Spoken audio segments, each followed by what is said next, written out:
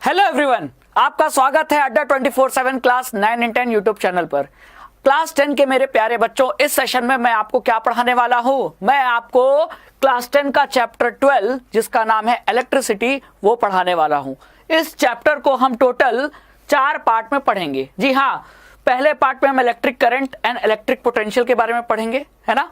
दूसरे पार्ट में हम ओम्स लॉ और resistance and series of resistors के बारे में पढ़ेंगे। थर्ड पार्ट में heating effect of electric current के बारे में पढ़ेंगे। और फोर्थ पार्ट में इस चैप्टर में जो एनसीईआरटी के एक्सरसाइज यानी क्वेश्चन दिए हुए हैं उनका सलूशन देखेंगे, है ना। तो हम शुरुआत करेंगे इस सेशन में कहां से? पहले टॉपिक से, जिसमें हम इलेक्ट्रिक करंट क्या होता है, इलेक्ट्रिक पोटेंशियल क्या होता है, करंट का फॉर्मूला क्या होता है, पोटेंशियल का फॉर्मूला क्या होता है, ये सारा कुछ पढ़ने वाले हैं। तो शुरू करें, चलिए। तो बिना किसी देरी के हम शुरू करते हैं इस चैप्टर का पहला टॉपिक यानी electric current and electric potential. ठीक है। अगर बच्चों बात की जाए इलेक्ट्रिसिटी की, तो क्या आप अपने जीवन को बिना इलेक्ट्रिसिटी के आप महसूस कर सकते हो? जी नहीं, आपका जीवन बिना इलेक्ट्रिसिटी के कुछ नहीं है ना। हम लोगों का जीवन अगर इलेक्ट्रिसिटी ना हो तो हम एक कार्य भी नहीं कर सकते। जी हाँ, इलेक्ट्रिसिटी हमारे लिए क्या है? हमारे लिए एनर्जी का सोर्स है। इलेक्ट्रिसिटी हम प्रोड्यूस करते हैं, है ना, और प्रोड्यूस करने के बाद उसको घरों तक डिस्ट्रीब्यूट किया जाता है, हॉस्पिटल तक डिस्ट्रीब्यूट किया जाता है, और यहाँ तक कि स्कूल कॉलेजेस तक डिस्ट्रीब्यूट किया जाता है, इंडस्ट्रीज में डिस्ट्रीब्यूट किया जाता है, ताकि उस इलेक्ट्रिसिटी का कंजप्शन हो सके और हम अपने जो भी वर्क हैं, चाहे फ्रिज चलाना है, वॉशिंग मशीन चलाना है, चाहे बड़ी मशीनों को चलाना है ना, या लाइट जलाना है, ये सारा वर्क हम कर सकें, है ना। तो इन सभी के लिए, वर्क के लिए हमको क्या चाहिए? एनर्जी। और एनर्जी का सोर्स जो है हमारे पास वो है इलेक्ट्रिसिटी। तो बिना इलेक्ट्रिसिटी के ना आप पढ़ सकते हो, क्योंकि पढ़ने के लिए चाहिए लाइट। लाइट ही नहीं रहेगी तो अंधेरे में कैसे पढ़ोगे, है ना। गर्मी लग रही है, फैन चाहिए, फैन किस पे चलेगा? इलेक्ट्रिसिटी पे। एसी चाहिए, एसी किस पे चलेगा? इलेक्ट्रिसिटी पे, है ना। टीवी देखना है एंटरटेनमेंट के लिए, टीवी किस पे चलेगा? इलेक्ट्रिसिटी पे। यानी कि आपके आसपास जितने भी डिवाइसेस हैं वो सभी किस पे रन कर रहे हैं? इलेक्ट्रिसिटी पे रन कर रहे हैं। तो अगर इलेक्ट्रिसिटी ना हो तो फिर कोई भी डिवाइस वर्क करेगा? कतई नहीं करेगा। इतना तो आपको समझ में आ गया कि हमारे जीवन में इलेक्ट्रिसिटी की क्या इंपॉर्टेंस है। ठीक है, चलिए आगे चलते हैं। इंपॉर्टेंस के बाद अब ये देखते हैं कि इलेक्ट्रिसिटी बना किससे है, व्हाट कंस्टिट्यूट इलेक्ट्रिसिटी। ठीक है, तो इसको जानने से पहले हम थोड़ा करंट के बारे में जानते हैं। बच्चों, करंट ये साइंस वाला करंट नहीं है, एक जनरल इंग्लिश का वर्ड। करंट मतलब होता क्या है? फ्लो। अगर हम वाटर करंट कह रहे हैं तो पानी का बहाव, चाहे वो नदी का पानी हो या समुद्र का पानी हो, बहता है तो उसे हम वाटर करंट कहते हैं। हवा का भी बहाव होता है, एयर भी फ्लो करती है, तो वो एयर करंट हो जाता है। तो करंट का मतलब एक चीज ये समझ में आया, करंट का मतलब फ्लो। कोई चीज फ्लो हो रही है, अब चाहे वो वाटर हो चाहे एयर हो, है ना। तो हम एयर और वाटर करंट के बारे में जानते हैं।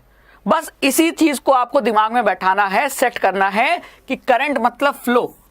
अब जब बात आएगी इलेक्ट्रिसिटी चैप्टर में तो फिर किसका फ्लो, बस यही हमको पता करना है ना। अगर एयर करंट बोल रहे हैं तो एयर का फ्लो, वाटर करंट बोल रहे हैं तो वाटर का फ्लो। तो अगर हम इलेक्ट्रिसिटी वाले करंट की बात करें तो फिर किसका फ्लो? आखिर क्या फ्लो हो रहा है तो करंट प्रोड्यूस हो रहा है, यही तो पता करना है। चलिए मैं आपको बताता हूं। ठीक है, देखो बच्चों, इलेक्ट्रिक करंट की बात करें तो इलेक्ट्रिक करंट प्रोड्यूस कैसे होता है, वो कौन से चीजें हैं जो फ्लो कर रही हैं और उसके फ्लो से इलेक्ट्रिक करंट बन रहा है ना। हमने अभी यही जाना ना कि कोई चीज फ्लो करती है, वाटर फ्लो करता है तो वाटर करंट कहलाता है, एयर फ्लो होता है तो एयर करंट बन जाता है। तो ऐसा क्या फ्लो करे कि इलेक्ट्रिक करंट बन जाए, है ना, तो वो है चार्ज। ठीक है, similarly if the electric charge flows through a conductor, for example through a metallic wire. Conductor के फॉर्म में हम क्या ले लेते हैं? कोई मेटल का वायर ले लेते हैं, कॉपर का हो गया, आयरन का हो गया। तो अगर उस कंडक्टर यानी मेटेलिक वायर से इलेक्ट्रिक चार्ज फ्लो होता है तो उस कंडक्टर में क्या प्रोड्यूस होगा? Electric current. तो अब हमको यह समझ में आ गया कि किसके फ्लो से करंट प्रोड्यूस होता है? इलेक्ट्रिक चार्ज के फ्लो से करंट प्रोड्यूस हो रहा है, ये आप साफ साफ देख रहे हो। इलेक्ट्रिक चार्ज जब फ्लो होता है तो वो क्या प्रोड्यूस करता है, कंडक्टर में वो इलेक्ट्रिक करंट प्रोड्यूस करता है। अब ये इलेक्ट्रिक चार्ज किसके वजह से, ऐसा कौन सा पार्टिकल है जिसके पास ये इलेक्ट्रिक चार्ज होता है, बताइए तो, बताइए तो। जी हाँ, बिल्कुल सही सोचा, इलेक्ट्रॉन के फ्लो से। इलेक्ट्रॉन क्या है, एटम में 3 सब एटॉमिक पार्टिकल्स होते हैं, प्रोटॉन, इलेक्ट्रॉन, न्यूट्रॉन। तो जो इलेक्ट्रॉन होता है, इलेक्ट्रॉन पे चार्ज होता है कि नहीं, कितना होता है, एक इलेक्ट्रॉन पे चार्ज होता है -1.6 इंटू 10⁻⁻19 कूलम्ब। ये एक इलेक्ट्रॉन पे चार्ज होता है। तो मान लेते हैं एक इलेक्ट्रॉन क्या हो रहा है, एक इलेक्ट्रॉन का फ्लो हो रहा है। तो अगर एक इलेक्ट्रॉन पे इतना चार्ज है तो इतना चार्ज का फ्लो हो रहा है, मान सकते हैं कि नहीं। अगर एक इलेक्ट्रॉन का फ्लो हो रहा है, मान लो एक इलेक्ट्रॉन इधर से उधर जा रहा है, तो उस इलेक्ट्रॉन के पास इतना चार्ज है, तो वो चार्ज भी तो इधर से उधर जाएगा, और जब इधर से उधर जाएगा मतलब चार्ज का क्या होगा, फ्लो। और जब चार्ज का फ्लो होगा तो क्या प्रोड्यूस होगा, करंट। तो इलेक्ट्रॉन के फ्लो से ही करंट प्रोड्यूस होता है। इलेक्ट्रॉन के फ्लो से चार्ज का फ्लो हो रहा है और चार्ज के फ्लो से करंट प्रोड्यूस हो रहा है। तो आप यहां क्या देख रहे हो, ये जो आपको छोटे छोटे सर्कल नजर आ रहे हैं ना, ये समझ लीजिए क्या है, ये इलेक्ट्रॉन्स हैं। और इलेक्ट्रॉन्स क्या हो रहे हैं, फ्लो। और जब भी मैंने अभी बताया कोई चीज फ्लो करती है तो क्या बनता है, करंट। तो इलेक्ट्रॉन के फ्लो से चार्ज का फ्लो हो रहा है और उसके वजह से करंट प्रोड्यूस हो रहा है। जब हमको इलेक्ट्रॉन की खोज नहीं हुई थी, उसके पहले से हम इलेक्ट्रिसिटी के बारे में जानते थे, तब लोगों को यह लगता था कि पॉजिटिव चार्ज के फ्लो से करंट प्रोड्यूस होता है। बाद में चल के ये गलत साबित हुआ। अब पूरी दुनिया को पता है, और आप भी ये दिमाग में बैठा लीजिए कि पॉजिटिव चार्ज के फ्लो से इलेक्ट्रॉन मतलब करंट प्रोड्यूस नहीं होता। इलेक्ट्रॉन जिसके पास निगेटिव चार्ज होता है, इसके फ्लो से करंट प्रोड्यूस होता है ना, क्लियर। अब एक चीज, करंट का डायरेक्शन और इलेक्ट्रॉन के फ्लो का डायरेक्शन क्या होता है। तो हम मानते थे क्या, हम ये मानते थे कि जो इलेक्ट्रॉन है, वो जो करंट है, वो प्रोटॉन मतलब पॉजिटिव चार्ज के फ्लो से क्या होता है, करंट प्रोड्यूस होता है।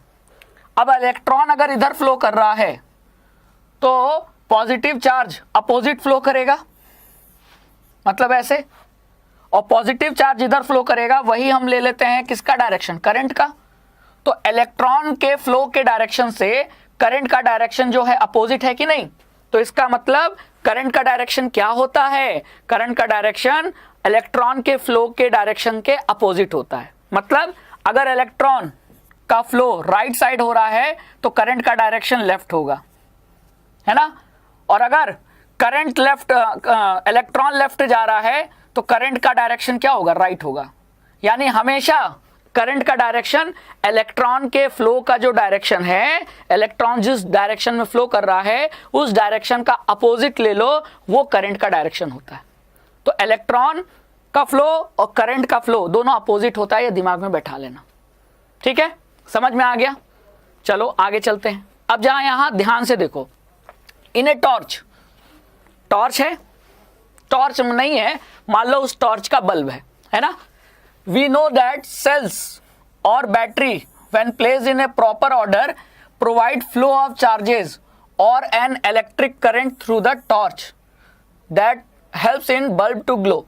मतलब कि अगर हम टॉर्च या टॉर्च के बल्ब को अगर हम सेल या बैटरी से सही तरीके से जोड़े तो क्या होगा, जोड़ने के वजह से चार्ज फ्लो होगा।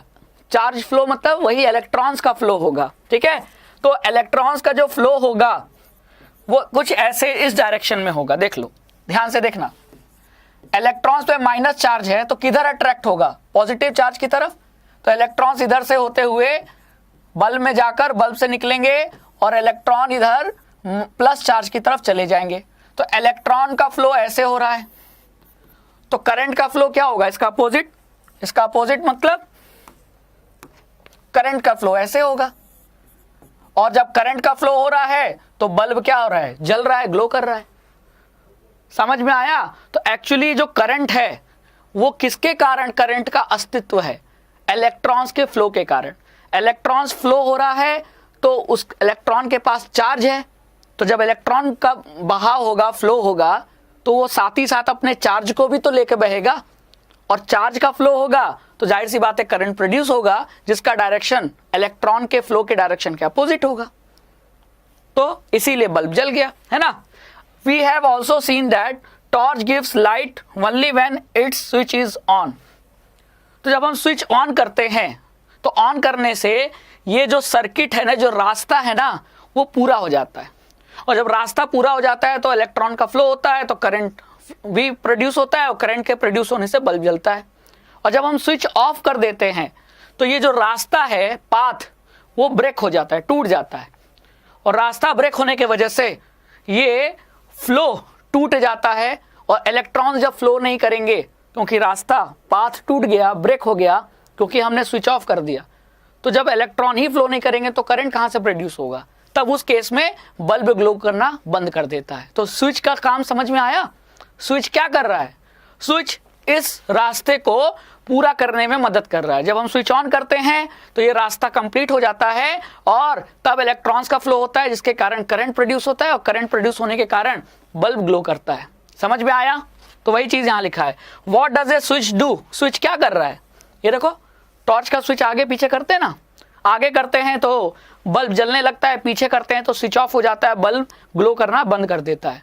तो आखिर वो स्विच क्या कर रहा है? इस सर्किट को पूरा करने में और ब्रेक करने में हेल्प कर रहा है। जब हम स्विच ऑन करते हैं तो सर्किट पूरा हो जा रहा है, करंट फ्लो हो रहा है, और बल्ब ग्लो कर रहा है, और जब हम उसको पीछे करके ऑफ कर देते हैं तो ये सर्किट का ये जो रास्ता है ना, करंट फ्लो का ये जो रास्ता है, वो ब्रेक हो जाता है, जिसके वजह से करंट का फ्लो नहीं होता। करंट नहीं फ्लो होगा तो बल्ब भी ग्लो नहीं करेगा। तो वही लिखा है, a switch makes a conducting link, link है, पाथ है ना, between cell and the bulb.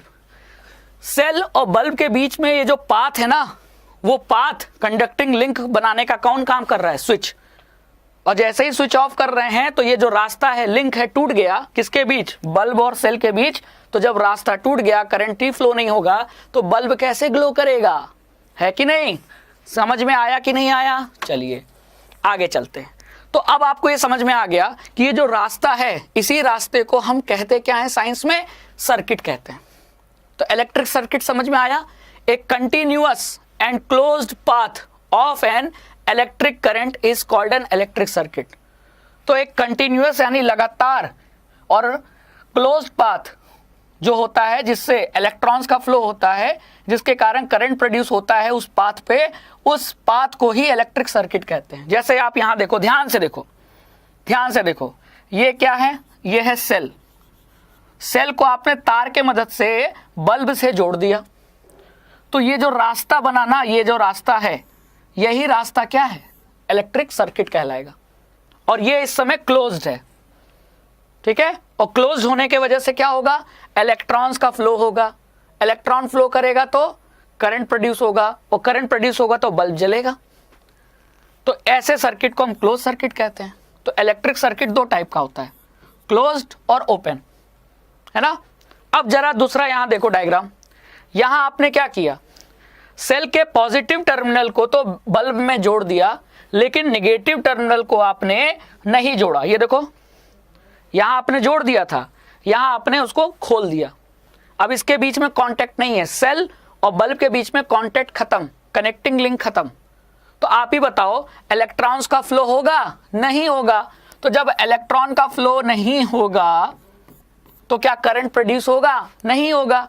और जब करंट प्रोड्यूस नहीं होगा तो बल्ब जलेगा, बल्ब ग्लो करेगा? नहीं करेगा। इसीलिए तो यहां सफेद रंग से दिखाया है। इसका मतलब बल्ब ग्लो नहीं कर रहा है। क्यों?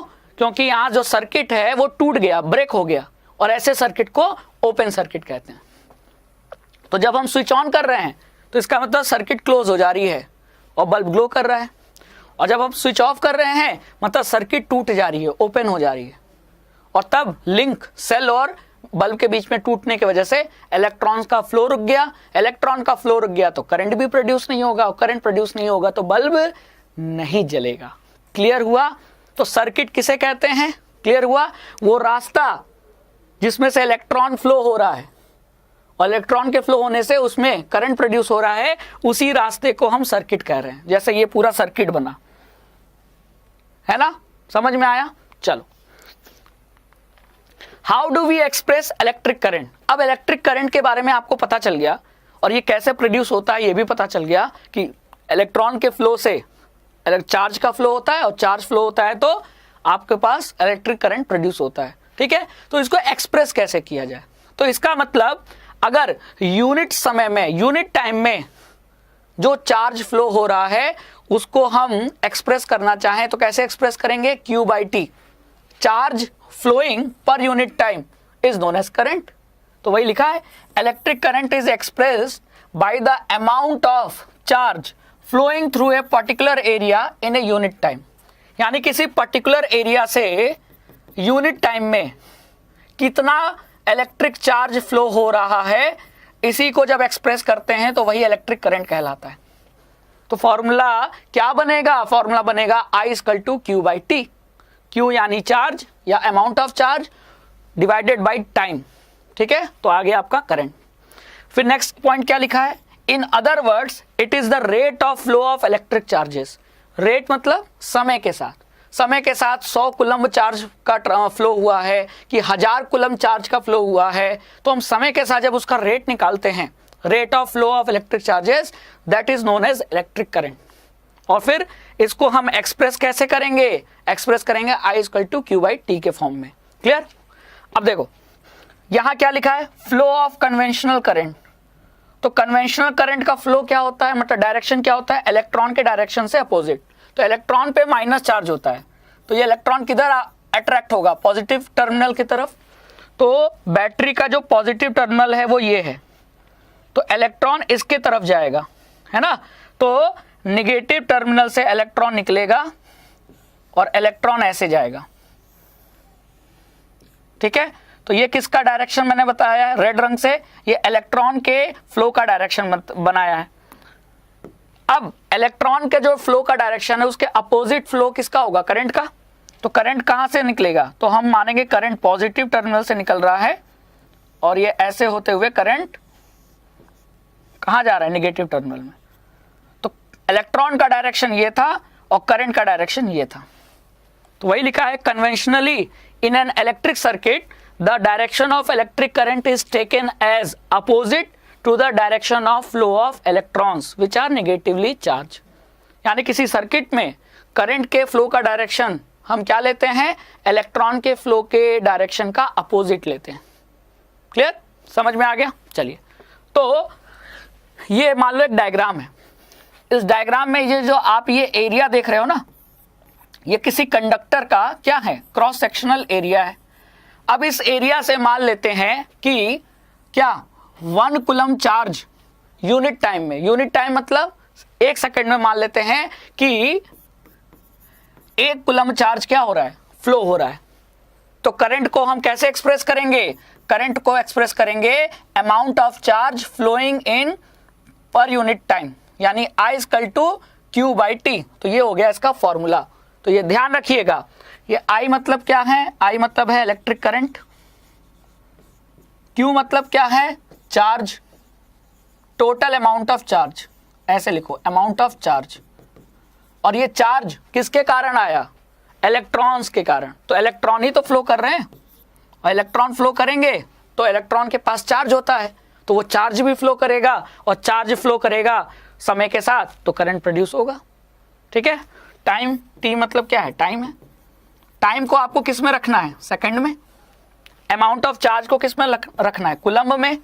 और करंट फिर किस में आएगा, एम्पियर में। ये सभी की क्या हो गई, एसआई यूनिट। क्लियर है ना, इसमें कोई डाउट नहीं होना चाहिए। चलो आगे चलते हैं। ठीक है, तो क्या लिखा है, the SI unit of electric charge. अब आपको पता है, मैंने बता दिया, इलेक्ट्रिक चार्ज Q का एसआई यूनिट क्या होता है, कूलम्ब। ठीक है, which is equivalent to the charge contained in nearly 6 × 10⁻18 electron. मतलब कि 1 कूलम्ब मतलब कितना होता है, 1 कूलम्ब मतलब कि इतने इलेक्ट्रॉन्स पर कितना चार्ज होगा, वही होता है 1 कूलम्ब के बराबर। तो इतने इलेक्ट्रॉन्स पे टोटल चार्ज कितना होगा, उसके लिए हमको ये पता होना चाहिए कि 1 इलेक्ट्रॉन पे कितना होता है। जैसे आपसे मैं पूछूं कि एक गाड़ी में 4 लोग बैठ सकते हैं, तो ऐसी 10 गाड़ियों में कितने लोग बैठेंगे। तो तो ऐसी आंसर, इस क्वेश्चन का आंसर देने के लिए ये पता होना जरूरी है कि एक गाड़ी में कितने लोग बैठ रहे हैं। तो एक गाड़ी में 4 लोग मैक्सिमम बैठ रहे हैं, तो 10 गाड़ी अगर उसी टाइप की होगी तो 40 लोग बैठ पाएंगे। मतलब एक का पता होगा तो ज्यादा का निकाल सकते हो। उसी तरह एक इलेक्ट्रॉन का चार्ज पता होगा, कितना होता है, -1.6 इंटू 10 की पावर -19 कूलम। तो एक इलेक्ट्रॉन पे अगर इतना चार्ज होता है तो इतने इलेक्ट्रॉन्स पे कितना चार्ज होगा। जब आप वो कैलकुलेट करोगे तो आप पाओगे कि ऑलमोस्ट इक्वल टू 1 कूलम होता है।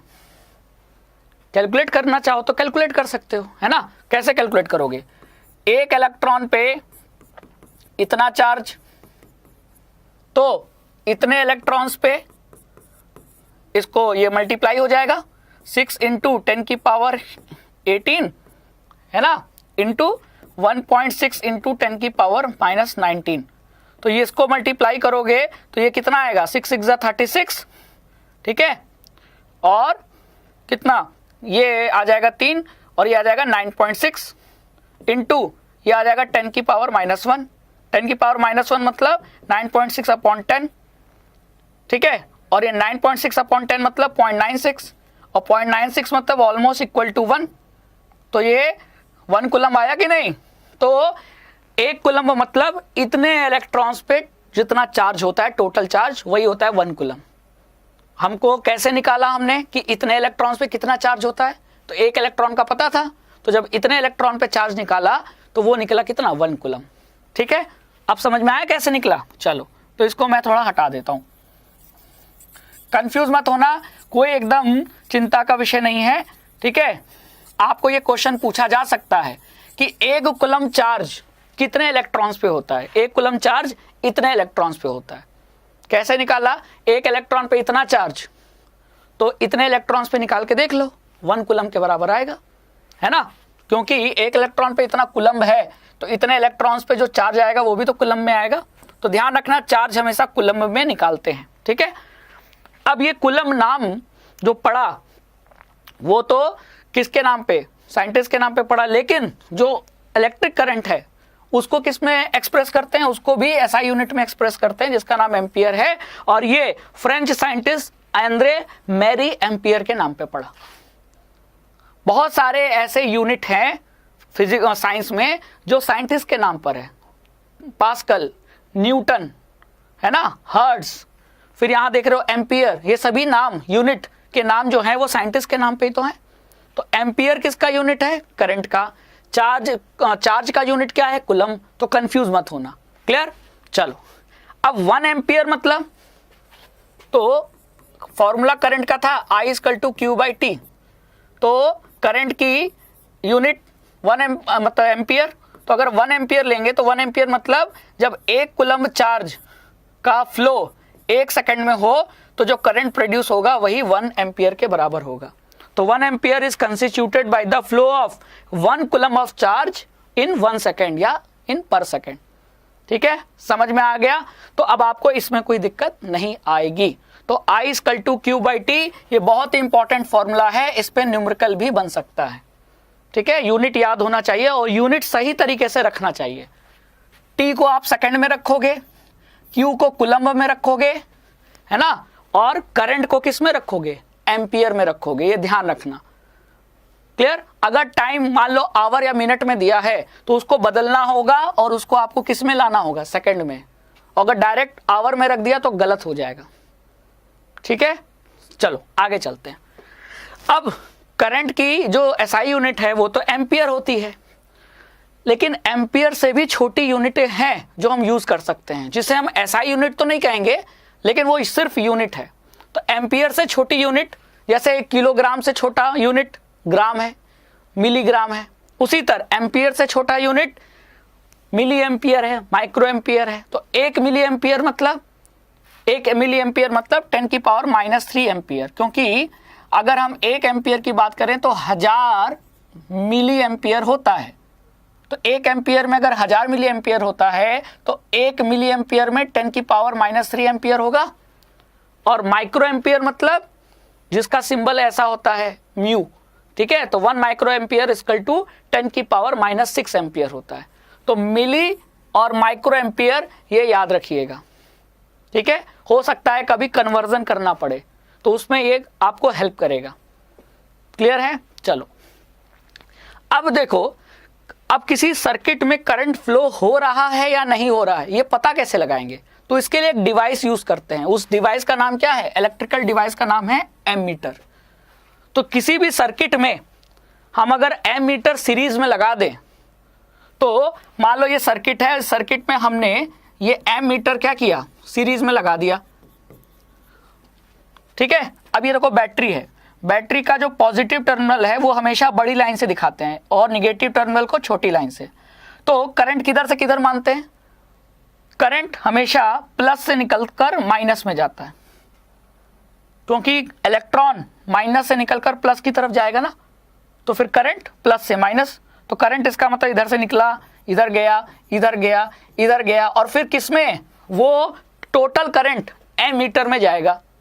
तो सर्किट में मान लो यहाँ 5 एम्पियर करंट है, तो यहाँ भी 5 एम्पियर करंट होगा, यहाँ भी 5 एम्पियर करंट होगा, और जब वो करंट एमीटर में एंटर करेगा तो एमीटर की रीडिंग भी कितनी आएगी? 5 एम्पियर। और उससे आपको ये पता चल जाएगा कि इस सर्किट में टोटल कितना करंट फ्लो हो रहा है, और वो भी सही सही पता चल जाएगा। तो ये चीज याद रखना कि किसी भी सर्किट में जो करंट की अमाउंट है, ठीक है, उसको मेजर करने के लिए एमीटर का यूज करते हैं, और एमीटर को हमेशा ऑलवेज सर्किट के साथ सीरीज में कनेक्ट करते हैं। ठीक है, समझ में आ गया? चलिए, अब हमने करंट पढ़ लिया, चार्ज पढ़ लिया, एमीटर के बारे में पढ़ लिया। अब हम पढ़ते हैं electric potential and potential difference के बारे में। ठीक है, चलिए, what makes the electric charge to flow. अभी आपने कुछ ही देर पहले पढ़ा कि इलेक्ट्रॉन्स या जो इलेक्ट्रॉन्स पे चार्ज है, तो जब वो चार्ज फ्लो हो रहा है, इलेक्ट्रॉन्स फ्लो हो रहे हैं, तो करंट प्रोड्यूस होता है। तो ऐसा क्या होगा कि इलेक्ट्रॉन्स फ्लो करने लगेंगे? जैसे पानी का एग्जांपल लो, पानी में हॉरिजॉन्टल सरफेस पर पानी गिरा देता हूं, है ना, तो क्या वो पानी फ्लो करेगा? वो किसी एक तरफ बहेगा? नहीं बहेगा। लेकिन अगर मैं उसी हॉरिजॉन्टल सरफेस को थोड़ा सा टिल्ट कर दूं, तो जो पानी यहां था, मान लो यहां पानी है, अब ये फ्लो नहीं कर रहा है, लेकिन जैसे ही इसको मैं टिल्ट करूंगा, ये पानी ऐसे नीचे की तरफ गिरने लगेगा। इसका मतलब मैंने कुछ अंतर पैदा कर दिया, है ना। उसी तरह अगर मैं हाई प्रेशर और लो प्रेशर डिफरेंस कर दूं, तो पानी हमेशा हाई प्रेशर से लो प्रेशर की तरफ जाएगा। जैसे कि आप बॉटल में पानी भरकर बॉटल को दबाओ, तो पानी बाहर निकलता है।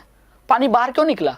क्योंकि जब आपने बॉटल को दबाया तो बॉटल के अंदर का प्रेशर ज्यादा हो गया और बाहर का प्रेशर कम है, तो पानी ज्यादा प्रेशर से कम प्रेशर की तरफ फ्लो हुआ। तो कहने का मतलब, जैसे पानी हाई प्रेशर से लो प्रेशर बहता है, ठीक उसी तरह इलेक्ट्रॉन्स भी कहीं ना कहीं हाई इलेक्ट्रिक प्रेशर से लो इलेक्ट्रिक प्रेशर की तरफ बहता होगा, और जब इलेक्ट्रॉन बहेगा, फ्लो करेगा, तो करंट प्रोड्यूस होगा। इसका मतलब अगर हम चाहते हैं कि करंट फ्लो करे, तो हमको प्रेशर का अंतर पैदा करना होगा। मान लेते हैं कि मैं ये चाह रहा हूं कि करंट ए से बी तक फ्लो करे, करंट फ्लो करे, और करंट तब फ्लो करेगा जब इलेक्ट्रॉन्स फ्लो करेंगे, और इलेक्ट्रॉन्स तब फ्लो करेंगे जब कुछ ए और बी के पॉइंट्स के बीच में कुछ प्रेशर डिफरेंस हो। पोटेंशियल उसी को कहते हैं। तो पोटेंशियल एक प्रकार का क्या है? एक प्रकार का इलेक्ट्रिक प्रेशर है, जो ये मजबूर करता है इलेक्ट्रॉन्स को किसी एक डायरेक्शन में फ्लो होने पर। और जब इलेक्ट्रॉन्स मजबूर हो जाते हैं कि मुझे बहना है, फ्लो होना है, तो इलेक्ट्रॉन्स फ्लो होगा, तो क्या प्रोड्यूस होगा? अभी आपने पढ़ा करंट, है कि नहीं? बस वही कंसेप्ट है। वो पानी वाला एग्जाम्पल याद रखना, अब आपको समझ में आ गया होगा कि पोटेंशियल क्या होता है। तो इलेक्ट्रिक पोटेंशियल एक टाइप का इलेक्ट्रिक प्रेशर होता है, जो इलेक्ट्रॉन्स के फ्लो को मजबूर करता है, और उसके वजह से करंट प्रोड्यूस होता है। इसका मतलब कि करंट तभी प्रोड्यूस होगा दो पॉइंट्स के बीच में, जब उन दो पॉइंट्स के बीच में इलेक्ट्रिक पोटेंशियल का डिफरेंस हो, पोटेंशियल का क्या हो? अंतर हो।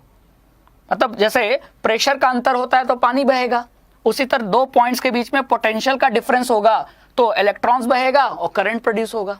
समझ में आया? चलो, तो वही लिखा है, देखो ध्यान से देखो क्या लिखा है।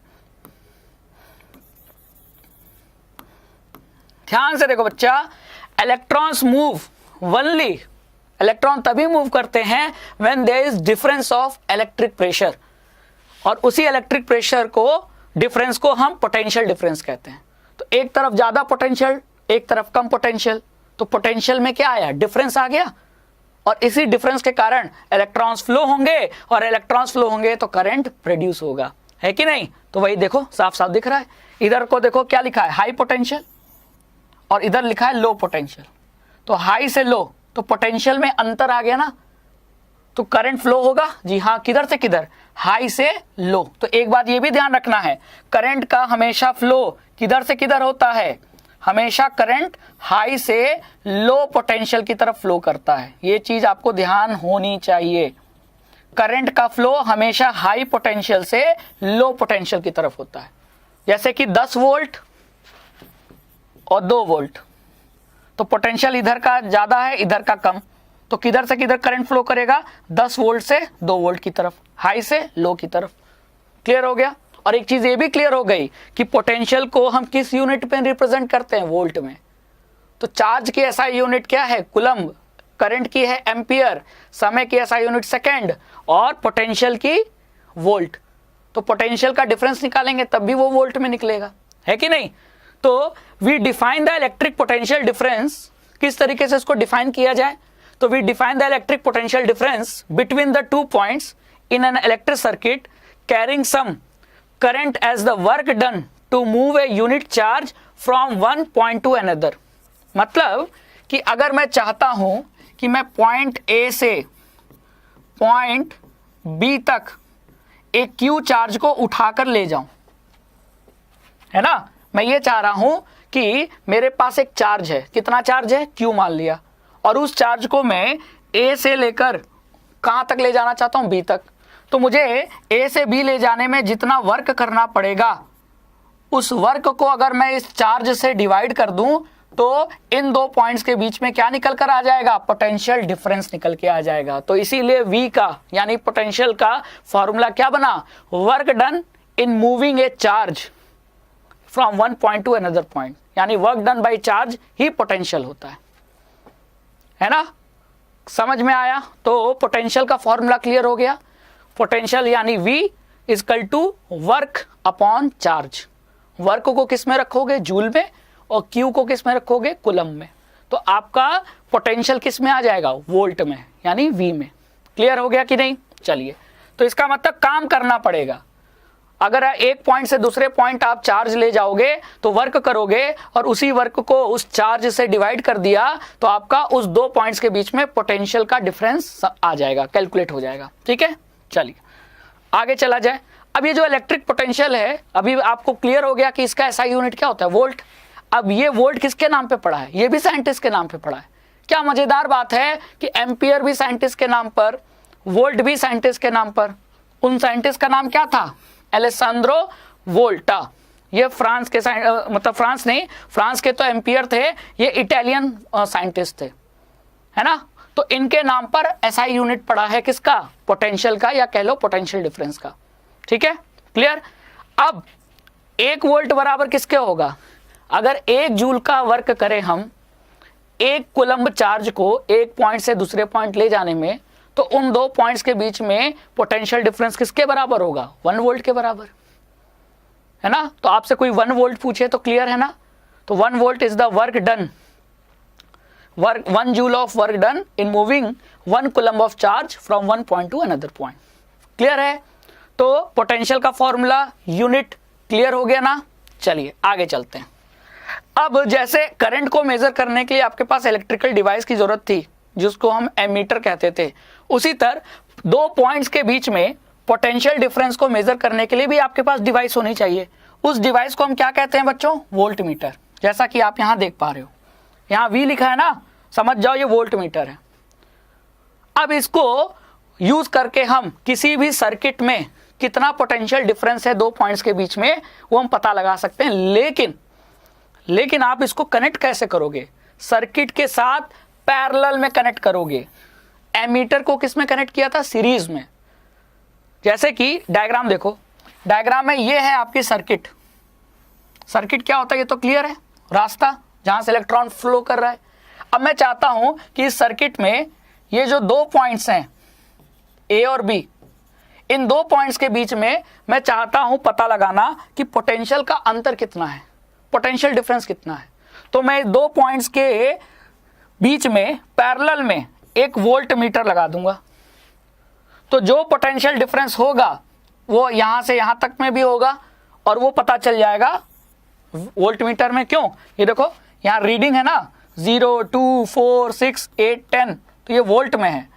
तो अगर इस वोल्ट मीटर की सुई यहां आ गई 0 और 2 के बीच में, मतलब 1 वोल्ट पोटेंशियल है, तो ये रीडिंग ऐसे दिखाता है इसकी निडल, है ना। और उस सुई से, निडल से ये पता चल जाता है अच्छा इन 2 पॉइंट्स के बीच में कितना पोटेंशियल डिफरेंस है। तो ये याद रखना, एम मीटर को हमेशा सीरीज में जोड़ते हैं सर्किट के साथ, और वोल्ट मीटर का हमेशा सर्किट के साथ कॉम्बिनेशन कैसा होता है, पैरेलल। कंफ्यूज मत होना, ठीक है, क्योंकि पैरेलल में पोटेंशियल सेम रहता है, इसीलिए मुझे कहीं भी लगाना होगा तो मैं पैरेलल लगाऊंगा। मान लो मुझे यहां लगाना है, इन 2 पॉइंट्स के बीच में पोटेंशियल डिफरेंस पता करना है, तो मैं यहां ऐसे पैरेलल में वोल्ट मीटर लगा दूंगा। तो इस 2 पॉइंट्स के बीच में वोल्ट मीटर पोटेंशियल डिफरेंस पता चल जाएगा, ठीक है। चलो अब आप यहां क्या देख रहे हो, सर्किट में यूज होने वाले जितने भी आप कह लो कि टर्म्स हैं उनका सिंबल होता है, वो सिंबल यहां बहुत जरूरी है। वही लिखा है symbol of some commonly used components in electric circuit diagram. तो सर्किट डायग्राम में जो कंपोनेंट्स यूज कर रहे हैं उसका सिंबल क्या होता है। तो जैसे पहला लिखा है सेल, तो सेल की क्या पहचान होती है, कैसे पहचानेंगे सर्किट में सेल कौन सा है। तो सेल को हमेशा इस तरीके से रिप्रेजेंट करते हैं, एक बड़ी लाइन एक छोटी लाइन। बड़ी लाइन मतलब पॉजिटिव टर्मिनल, छोटी लाइन मतलब निगेटिव टर्मिनल। तो ऐसा जहां भी देखो समझ जाओ सेल है। और अगर मैं ऐसे 2-3 बना दूं, एक, तो यहां देख रहे हो ये एक सेल एक सेल एक सेल, तो कई सेलों को जोड़ दूं तो बैटरी बन जाता है। तो बैटरी क्या है, बैटरी सेल्स का कॉम्बिनेशन है। 2, 5, 6, 10 सेल को जोड़ दूं तो बैटरी बन गया, और अगर अकेला है तो वो सेल है, ठीक है। प्लग और स्विच, तो प्लग और स्विच का सिंबल क्या होता है, कुछ इस तरीके का होता है। जहां भी आपने ऐसा देख लिया तो समझ जाओ स्विच है, ठीक है, जो कि ओपन है।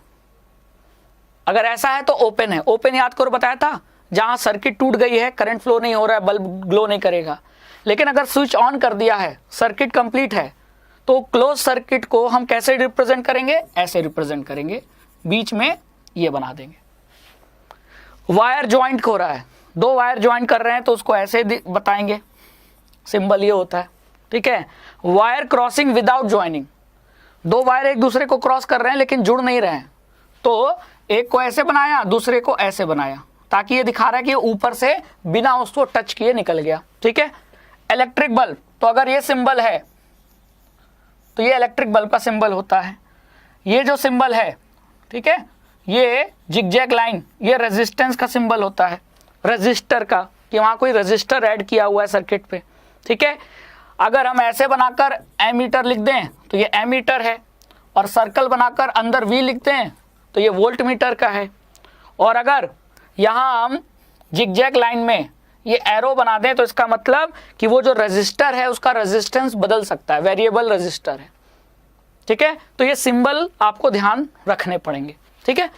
चलो एक क्वेश्चन सॉल्व कर लेते हैं। क्वेश्चन क्या पूछा है, how much work is done in moving a charge of 2 coulomb across 2 points having potential difference 12 volt. साफ साफ कहा है कि 2 पॉइंट्स के बीच में अगर मैं 2 कूलम चार्ज को एक पॉइंट से दूसरे पॉइंट ले जाता हूं तो मुझे कितना वर्क करना पड़ेगा अगर दोनों पॉइंट्स के बीच में पोटेंशियल डिफरेंस कितना है, 12 वोल्ट। तो इसके लिए हमको फॉर्मूला याद होना चाहिए। फॉर्मूला क्या था, potential difference equal to work upon charge. तो मुझसे वर्क पूछा है तो वर्क क्या हो जाएगा, पोटेंशियल डिफरेंस इनटू चार्ज। तो पोटेंशियल डिफरेंस कितना है, 12 वोल्ट, और चार्ज कितना हमने मूव किया, 2 कूलम, तो ये कितना आ जाएगा, 24 जूल आ जाएगा, क्योंकि वर्क पूछा है। तो आंसर क्या है, 24 जूल। देखो आ गया ना, बहुत सिंपल था कि नहीं। तो ये रहा एक क्वेश्चन जिसको हमने समझा, फॉर्मूला जो पढ़ा था उसको अप्लाई किया, और अब आपको समझ में आ गया होगा कि किस तरीके से फॉर्मूला अप्लाई करना है। हो सकता है वर्क दे देता, क्यू दे देता, पोटेंशियल पूछ लेता। हो सकता है कि पोटेंशियल देता, वर्क दे देता तो चार्ज पूछ लेता। तो फॉर्मूला क्लियर है तो कुछ भी आप कैलकुलेट कर सकते हो। ठीक है बच्चों, तो इस तरीके से हमने इस चैप्टर का पहला टॉपिक, जिसमें हमने इलेक्ट्रिक करंट और इलेक्ट्रिक पोटेंशियल के बारे में अच्छे से पढ़ लिया, समझ लिया। I hope you like this session. इसी तरह अड्डा 24/7 क्लास 9 एंड 10 के साथ जुड़ते रहिए, बढ़ते रहिए। Thank you so much.